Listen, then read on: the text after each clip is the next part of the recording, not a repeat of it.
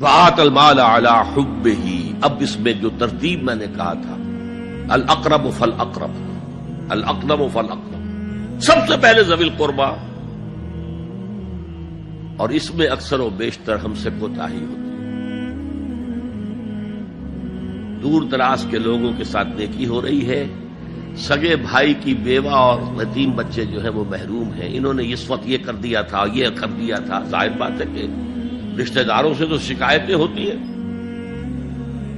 یہ تو ہمیشہ ہمارے مخالف رہے جی، ان کی ہم کیسے مدد کریں؟ اگر تو اللہ کے لیے دینا ہے تو پہلا حق ان کا ہے۔ من احب للہ وابغض للہ واعطى للہ ومنع للہ، اللہ کے لیے دیا ہے اگر تو اپنے اس نفس کی جو انتقام کا جذبہ ہے اس کو کچلو، اور جس کا سب سے پہلا حق ہے اس کو پہنچاؤ۔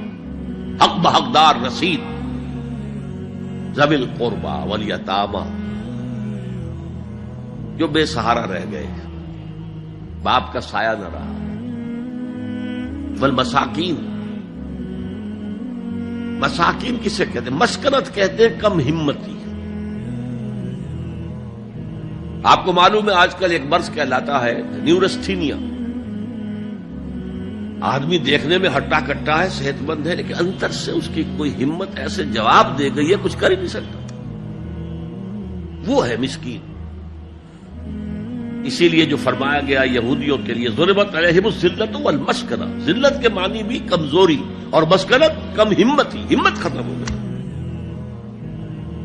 تو جو اپنے پاؤں پر نہیں کھڑا رہ سکتا اس وجہ سے کہ اس میں وہ ہمت کم ہو گئی ہے، وہ بھی مستحق ہے۔ وابن السبیل، اور مسافر۔ پرانے زمانے میں آپ کو معلوم ہے نہ سرائیں تھیں، نہ کچھ اور تھا، نہ ہوٹل تھے، پھر اگر کہیں راستے میں چوری ہو گئی، ڈاکہ پڑ گیا، تو آدمی جو ہے گھر میں خود ہے، کفیل ہے، اچھا ہے۔ اس وقت کی حالت ایسی ہو گئی۔ ہمارے ہاں بیگرز نے اسی کو ایک بہت بڑا بہانہ بنایا ہوا، جی میں آیا تھا وہاں سے اور یہاں سے اور میری جیب کٹ گئی، سب کچھ چلا گیا، اب مجھے واپس جانے کے لیے کرایہ چاہیے۔ اکثر و بیشتر جھوٹے کیسز ہوتے ہیں۔ اگر آپ کسی کو پکڑ لیں اور ساتھ لے کر کہیں تحقیق کراؤ تو وہ بھاگ جائے گا، پھر نہیں آئے گا اس مسجد میں۔ لیکن یہ کہ ابن السبیل یہ بھی ایک کھاتا ہے۔ والسائلین، یہ ذرا تفصیل طلب معاملہ ہے۔ اسلام کی تعلیم بڑی متوازن ہے۔ ایک طرف سوال کی مذمت ہے، مت اپنا دستے سوال دراز کرو کسی کے سامنے۔ جو شخص ہاتھ پھیلاتا ہے مانگنے کے لیے، وہ اپنی عزت نفس کو ہتھیلی پر رکھ کر آپ کے سامنے پیش کر رہا ہے، اور آپ ٹھوکر مار دیتے ہیں اس کی عزت نفس کو۔ مانگو اللہ سے، اللہ کسی کے دل میں ڈالے تمہاری ضرورت پوری کر سکتا ہے، بغیر اس کے کہ تم کسی کے سامنے دستے سوال دراز کرو۔ تو سخت مذمت ہے، اور خاص طور پر بیگری جو ایک انسٹیٹیوشن بن گیا ہے، ایک پیشہ بن گیا ہے، وہ تو اسلام کی تعلیمات کے منافی ہے۔ اور جس طرح کی ہم خیرات بانٹتے ہیں، 5 روپے کا نوٹ دے رہے ہیں مانگنے والوں کو، مسجدوں کے باہر سمجھ رہے ہیں ہم نے حاتم طائی کی خبر کو لات مار دی، حالانکہ حقیقت میں آپ انسٹیٹیوشن آف بیگری کو سپورٹ کر رہے ہیں۔ کسی ایک کو لے لو، آؤ چلو مجھے اپنا گھر دکھاؤ، مجھے بتاؤ تم واقعی اس قابل ہو یا نہیں ہو، اور پھر اس کی مدد کریں، لمسم کریں۔ پھر وہ 5 روپے نہیں ایسی دیں کہ وہ کچھ اپنے پاؤں پر کھڑا ہو سکے۔ میں نے 1 روپیہ نہیں کہا، آج دیکھیں 1 روپیہ تو اب کوئی شے نہیں رہی، لیکن یہ کہ 5 روپے کا نوٹ بھی آپ نے تقسیم کرنے شروع کر دیے، یہ کیا ہے؟ والسائلین وفی الرقاب، لیکن دوسری طرف سائل کو جھڑکنا نہیں ہے۔ ولا اما سائل فلا تنہر، جھڑکو نہیں۔ اچھا بھائی نہیں، معاف کرو، میرے پاس اس وقت آپ کی مدد کے لیے کچھ نہیں ہے، میں کچھ نہیں کر سکتا۔ تو ان دونوں کے درمیان اصل میں معاملہ ہونا چاہیے، بلکہ یہاں تک بھی فرمایا سائل کو ضرور دو، چاہے وہ گھوڑے پر سوار ہو کر تمہارے دروازے پہ آیا۔ کیا پتا اس کی واقعی الجھن کیا ہے؟ تو سوال کی مذمت اور سائل کو جھڑکنے کی ممانعت، حتی الامکان خالی ہاتھ نہ لوٹاؤ، اس نے اپنی عزت نفس اپنی ہتھیلی پر رکھ کر تمہاری سامنے پیش کر دیا، اسے ٹھوکر نہ پاؤ۔ لیکن جیسا کہ میں نے عرض کیا، یہ انسٹیٹیوشن آف بیگری جو ہے یہ ایک علیحدہ شے ہے، بالکل اس کا اس سے کوئی تعلق نہ سمجھیے۔ وفر رقاب، رقاب جمع ہے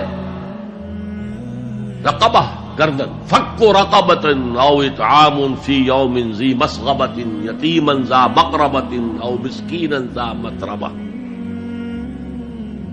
فک رقبۃ، کسی کی گردن چھڑا دینا۔ اس وقت سب سے بڑی ایپلیکیشن اس کی تھی غلاموں کو، کنیزوں کو اپنے پیسے سے خرید کر آزاد کر دینا۔ بہت بڑی نیکی، بہت بڑی نیکی۔ اور حضرت ابو بکر رضی اللہ تعالیٰ عنہ کے دفتر فضائل میں سب سے اونچا کام یہ ہے کہ جن غلاموں کو اور جن کنیزوں کو ستایا جا رہا تھا، دیئر اونرز، دیئر ماسٹرز، ان کے آقا کو حق حاصل تھا، جو چاہے کریں ان کے ساتھ، قتل کر دے، کوئی پوچھنے والا نہیں ہے۔ میں پہلے بھی عرض کر چکا ہوں، میری ملکیت ہے، جیسے میری بکری میری ملکیت ہے، میں نے اس کو ذبح کیا، گوشت کھا لیا، تم کون ہوتے ہو پوچھنے والے؟ میرا غلام تھا، میں نے قتل کر دیا، تم کون ہو پوچھنے والے؟ ان کو حضرت ابو بکر نے خرید کر آزاد کیا اور منہ مانگے دام دیے۔ حضرت بلال کے لیے امیہ ابن خلف نے اتنی بڑی رقم مانگی، حضرت ابو بکر نے کہا ٹھیک ہے لو۔ باپ نے کہا بھی ابو قحافہ نے، ابو بکر کو کوئی غلام خریدنا ہی تھا تو کوئی طاقتور آدمی جو کام آ سکے کہیں، اس کو خریدنا چاہیے۔ مجھے کیا پتا ابو بکر کس لیے خرید رہا اور کس کے لیے خرید رہا ہے۔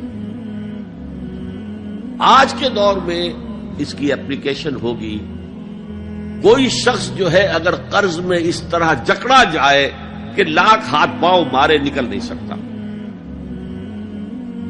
اس کو کوئی لمپ سم مدد دے کر اس قابل کیا جائے کہ وہ پھر اپنے پاؤں پر کھڑا ہو جائے۔ یہ نہیں کہ اسے آپ ہر مہینے کچھ رقم دیتے رہے مینٹیننس کے لیے، نہیں، اس سے تو وہ اسی پوزیشن میں رہے گا۔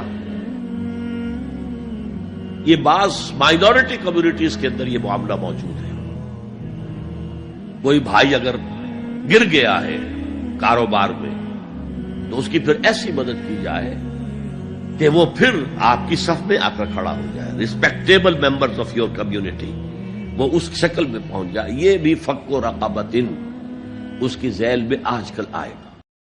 صرف چند شعائر کے اوپر اپنے آپ کو محدود کر کے اور انتہائی تنگ نظر فرقے کی صورت اختیار کر، اس وقت بدترین فرقہ پرستی جو ہے وہ اس حلقے میں سب سے بڑا مرکز دیوبند بنا۔ یہ باتیں پہلے بھی آ چکی ہیں، اب پھر ایک دوسرے اینگل سے آ رہی ہیں۔ جس نے قال اللہ اور قال رسول کے حصار میں محصور ہو کر مذہب کا تحفظ کیا، اور اس قول میں ہرگز کوئی مبالغہ نہیں ہے کہ دیوبند ایک درسگاہ و دارالعلوم ہی نہیں، ایک عظیم تحریک ہے جس نے اس دور میں دین و مذہب کی حفاظت کا مؤثر رول ادا کیا اور جس سے متعدد علمی و عملی سوتے پھوٹے۔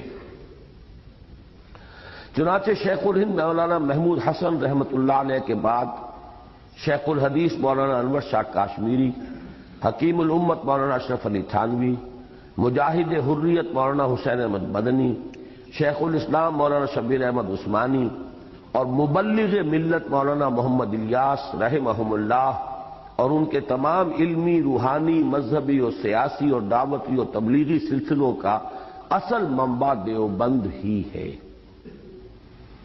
حتیٰ کہ اوپر ہی کی مثال کے مطابق حقیقت یہ ہے کہ بر صغیر کی اکثر دینی درسگاہوں اور دینی و مذہبی تحریکوں کا تعلق بھی دیوبند کے ساتھ وہی ہے جو دنیا بھر کی مساجد کا خانہ کعبہ کے ساتھ اور بر صغیر کے مذہبی عناصر میں سے صرف ان کو چھوڑ کر جن کی مذہبیت بس عرس و میلاد اور فاتحہ و درود تک محدود ہے، بقیہ تمام فعال مذہبی عناصر تحریک دیوبند ہی کی مختلف شاخوں سے متعلق اور منسلک ہیں۔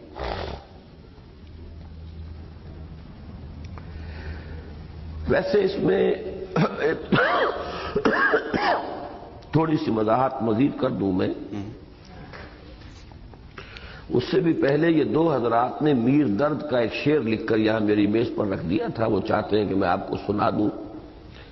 وہ جو میں نے آپ کو حدیث قدسی سنائی تھی، جس کو محدثین اس کی سند جو ہے اس کو معتبر قرار نہیں دیتے، لیکن مفسرین محققین نے تسلیم کیا ہے کہ اللہ تعالیٰ بندہ مومن کے دل میں سما جاتا ہے۔ وہ اس کا ترجمہ جو ہے شعر کی حالت میں خواجہ میر درد، چونکہ وہ بھی صوفی تھے۔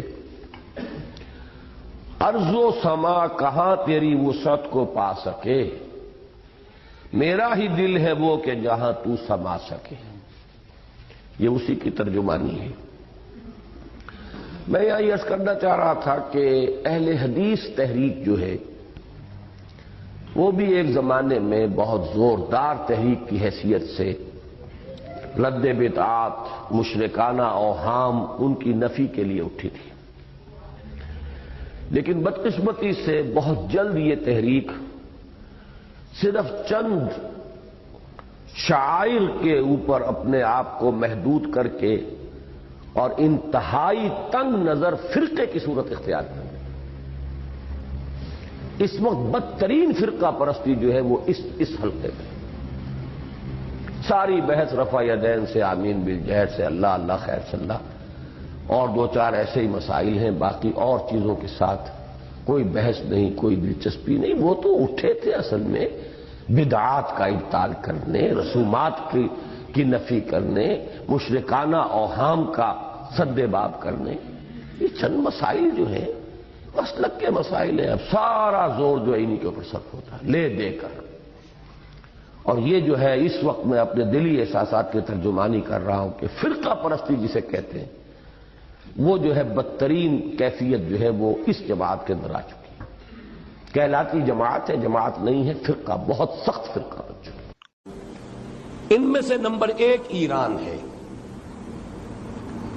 اگر ہم چلتے ہیں عرب سے مشرق کی طرف تو ایران ایک اعتبار سے یہ بازی لے گیا ہے پورے عالم اسلام پر۔ ان کے مذہبی عقائد، ان کی فقہ سے ہمیں جو اختلاف ہے وہ ہے اپنی جگہ پر ہے، آپ کو معلوم ہے۔ میرے بارے میں کسی کو اشتباہ نہیں ہو سکتا اس اعتبار سے۔ میری جس درجے دشمنی رکھی گئی ہے، جس طرح میرے سر کا جو ہے مطالبہ ہوتا تھا، 2 ہی آدمی تھے پاکستان میں کہ جن کے سر مانگے گئے، ایک کراچی کے وہ شاہ بلیغ الدین صاحب اور ایک نے، تو اس حوالے سے وہ اپنی جگہ پر اختلاف ہے، لیکن اس حقیقت کا اعتراف کیے بغیر نہیں رہا جا سکتا۔ پورے عالم اسلام میں یہ واحد مسلمان ملک ہے جس نے بہرحال اپنی شریعت، اپنے عقائد کے مطابق ایک مذہبی انقلاب برپا کیا ہے، اور پورے عالم اسلام میں مذہبی سطح پر، حکومت کی سطح پر فنڈامنٹلسٹ صرف ایک ملک ہے، یا دوسرا جو ہے تھوڑا سا وہ ہے سوڈان، لیکن اس کی اہمیت اس لیے نہیں کہ وہ کسی عوامی انقلاب سے نہیں بنا، بلکہ وہ تو ایک فوجی انقلاب سے شکل بنی ہے جو بھی بنی ہے۔ اللہ کرے اس میں استقامت ہو، اس سے یقینی کوئی نتیجہ برآمد ہو جائے۔ خبریں بھی اچھی آ رہی ہیں، لیکن میں تو دنیا کا جو پرسپیکٹو ہے اس کے حوالے سے عرض کر رہا ہوں کہ اس پہلو سے ایران ان کا ٹارگٹ ہے، ٹارگٹ نمبر 1 ایک خاص اعتبار سے۔ ٹارگٹ نمبر 1 ایک دوسرے اعتبار سے ہم ہیں، وہ میں بعد میں عرض کروں گا۔ چونکہ حکومت کی سطح پر فنڈامنٹلزم ہے اور وہ آیا ہے ایک عوامی انقلاب کے نتیجے میں، پھر ان کے پاس تیل کی دولت ہے، اس کے خلاف اکنامک سینکشنز بھی ہو جائیں تو اگر لیبیا کھڑا ہو سکتا ہے تو بہرحال وہ بھی کھڑا ہو سکتا ہے، اور نقشہ وہ دنیا کو دکھا چکا ہے کہ لڑا دے ممولے کو شہباز، یہ نقشہ بھی اس نے دکھا دیا ہے۔ یہ ہے ایران کا معاملہ۔ نمبر 2 پاکستان۔ پاکستان 400 برس کی تجدیدی مساعی کا امین ہے، امانت دار ہے۔ پورے ہندوستان میں مجدد الفسانی رحمت اللہ علیہ، شاہ ولی اللہ دہلوی رحمت اللہ علیہ، سید احمد بریلوی رحمت اللہ علیہ اور ان کا جہاد، پھر اس 20ویں صدی عیسوی میں یا 14ویں صدی ہجری میں علامہ اقبال جیسا مفکر، مولانا مودودی جیسا مصنف، مولانا الیاس جیسا مبلغ، شیخ الہند جیسا مجاہد حریت، پورے عالم اسلام میں ان کا پیرلل کوئی موجود نہیں۔ یہ 400 سال کی تاریخ ہے، اس کی امانت اور اس کے نتیجے میں یہاں کے مڈل کلاس میں فنڈامنٹلزم کا ایک نیوکلیس ہے۔ اگرچہ حکومت کی سطح پر کوئی پیش رفت نہیں ہو سکی آج تک، بلکہ اب تو پسپائی ہو رہی ہے، اب پیچھے ہٹ رہے ہیں۔ وہ ہمارے ان سیاسی جو بھی زعماء ہیں، جو جماعتیں ہیں، ان کی غلطی اور الیکشن ہی کو واحد میدان بنا کر اس کے اندر اپنا سارا وقت و توانائی اور قوتیں ضائع کر دینا، یہ ہے در حقیقت جس کا کہ یہ صدا مل رہی ہے کہ اس اعتبار سے تو پسپائی کی طرف ہے معاملہ، کسی پیش رفت کی طرف نہیں ہے۔ لیکن باہر والے تو دیکھتے ہیں نا کہ اندر کیا کچھ مواد موجود ہے۔ اگر مڈل کلاس میں وہ فنڈامنٹلزم کا بارود موجود ہے تو کسی بھی وقت اس کے اندر جو ہے وہ کوئی دھماکہ ہو سکتا ہے۔ دوسری بات جو ان کے لیے ایک اعتبار سے ٹارگٹ نمبر 1 ہمیں بنا رہی ہے وہ ہمارا ایٹمک نو ہاؤ ہے، پورے عالم اسلام میں اور کسی کے پاس نہیں۔ اسلامی بم اگر بنے گا تو یہی بنے گا۔ یہ ہے مختلف اسباب جس کے بنا پر ایران اور پاکستان کو آپ بریکٹ کر لیجئے، یہ اس نیو ورلڈ آرڈر یا آج کی میری گفتگو کے حوالے سے یہودی اور عیسائی گٹھ جوڑ کا جو ٹارگٹ نمبر 1 ہے، ایک اعتبار سے ایران ہے، ایک اعتبار سے پاکستان۔ پھر اس سرزمین میں علامہ اقبال جیسی شخصیت پیدا ہوئی ہے۔ یہ ساری چیزیں جو ہے یہ در حقیقت اشارہ کر رہی ہے کہ یہ ملک مشیت ایزدی کے کسی طویل سلسلے کی ایک کڑی ہے، اور وہ سامنے آ گیا تھا کہ سن 47 میں یہ قائم ہوا ہے، اور پورے 9 مہینے بعد 14 اگست اور 13 مئی، 14 اگست سن 47 اور 13 مئی سن 48، پورے 9 مہینے بعد اسرائیل عالم وجود میں آ گیا۔ اللہ تعالیٰ نے اس عالمی بیماری، اس کے لیے جو علاج ہے وہ پہلے پیدا کیا ہے۔ جیسے کہ حدیث میں آتا ہے ما انزل اللہ من دائن الا انزل له دوان، اللہ تعالیٰ نے کوئی بیماری ایسی نہیں اتاری کہ جس کا علاج بھی نہ اتار دیا ہو۔ اور جیسے کہ ماں کی چھاتیوں میں بچے کی ولادت سے پہلے دودھ پیدا ہو جاتا ہے، اس کی غذا کا بندوبست پہلے ہو جاتا ہے، اسی طریقے سے اسرائیل کا جو فتنہ اٹھنے والا تھا اس کی سرکوبی کے لیے پاکستان وجود میں آیا ہے، اور آج وہ مرحلہ آ گیا ہے تاریخ کا ایک عظیم موڑ۔ آپ دیکھیں گے کہ بڑی مشابہت پیدا ہو گئی ہے۔ ایک طرف بظاہر امریکہ کی مرضی کے خلاف اسرائیلی وزیر اعظم نتن یاہو وہ بڑا ایک غرور کا اور بڑے تکبر کا مظاہرہ کر رہا ہے، اور وہ پورا پیس پروسیس جس پر نہ معلوم کتنا وقت صرف ہوا تھا، کتنی محنتیں ہوئی تھیں، کتنے راؤنڈز آف ٹاکس ہوئے تھے، کبھی واشنگٹن میں ہوئے، کبھی اوسلو طرز کا کوئی معاہدہ ہوا ہے، کبھی پھر اور اس کے بعد پیشی ہوئی تھی میڈرڈ کے اندر بھی، لیکن وہ سارا پیس پروسیس جو ہے اس کی دھجیاں کر رہا ہے۔ وہ وقت بالکل قریب نظر آ رہا ہے کہ یروشلم کے مسئلے پر وہاں بٹی دہک اٹھے گی، اور احادیث نبویہ میں جو خبریں دی گئی ہیں کتاب الملاحم کی احادیث میں معلوم ہوتا ہے کہ اب اس کا آغاز ہونے والا ہے۔ نتن یاہو کو امریکہ کے خلاف جانے کا اصل میں حوصلہ کیوں پڑ رہا ہے؟ اس لیے کہ اسے معلوم ہے کہ فرنگ کی رگیں جہاں پنجہ یہود میں ہے، چاہے کلنٹن ہو یا کلنٹن کا باپ ہو، یہودی لابی وہاں کی اتنی مضبوط ہے، کانگریس میں اور سینٹ میں ان کا اتنا اثر ہے کہ کوئی بھی وہاں شخص بڑے سے بڑا طاقتور اور بڑے سے بڑا اختیارات کا حامل اسرائیل کی مرضی کے خلاف نہیں جا سکتا۔ یہی معاملہ یہاں نظر آ رہا ہے۔ بظاہر تو ناراضگی کا اظہار ہوا ہے، لیکن یہ بات اب تو کھلتی چلی جا رہی ہے۔ حقیقت یہ ہے کہ یہود اور ہنود کا بڑا گہرا لنک قائم ہو چکا ہے، اور یہ بھٹیاں اب دونوں طرف دہکیں گی۔ میں اس سے پہلے بارہا کہہ چکا ہوں، ملت اسلامیہ تقریباً 150 کروڑ افراد پر مشتمل ہے، لیکن اس میں سے تقریباً 20 کروڑ عرب ہیں۔ ان کو اللہ نے خصوصی فضیلت دی تھی، یہ تھے کہ جن کی زبان میں قرآن نازل ہوا، خود محمد عربی صلی اللہ علیہ وسلم عرب تھے، انہیں جو فضیلت عطا کی تھی، لیکن بدقسمتی سے اس دور میں آ کر بھی انہوں نے آزادی حاصل کرنے کے بعد بھی اپنا قبلہ درست نہیں کیا۔ کسی نے ماسکو کی طرف رخ کیا، کسی نے واشنگٹن کا رخ کیا، اللہ اور اس کے رسول کی طرف رخ نہیں ہوا۔ واقعہ یہ ہے کہ مجرم ہیں۔ دوسرے بڑے مجرم 150 کروڑ میں سے 10%، یہ 15 کروڑ مسلمان ہیں۔ حالیہ جو سینسس ہمارا ہوا ہے اس کے بعد اندازہ ہو رہا ہے کہ یہاں کی آبادی 15 کروڑ ہو چکی ہے۔ 10% امت مسلمہ کا مسلمانان پاکستان ہے، اور یہ اس اعتبار سے کہ اسلام کے نام پر ملک بنا کر نصف صدی گزار چکے، لیکن یہاں پر اسلام کا بول بالا نہیں ہوا، کتاب و سنت کی بالادستی پر اعلان نہیں ہوا، دستور میں ساری اسلامی دفعات موجود، لیکن اس کے ساتھ ہی ایسے خلا موجود، چور دروازے موجود کہ کوئی دفعہ بھی مؤثر نہیں ہے۔ یہ منافقت کا پلندہ لے کر ہم چل رہے ہیں اس دستور کو، اس دستور مملکت پاکستان کو۔ لہذا واقعہ یہ ہے کہ یہ بھٹی جو ہے اب ہماری آزمائش کے لیے آگ آد ابراہیم ہے، نمرود ہے، کیا کسی کو پھر کسی کا امتحان مقصود ہے؟ اس لیے میں نے وہ آیت بھی آپ کو سنائی، وَلَنَبْلُوَنَّكُمْ بِشَيْءٍ مِّنَ الْخَوْفِ وَالْجُوعِ۔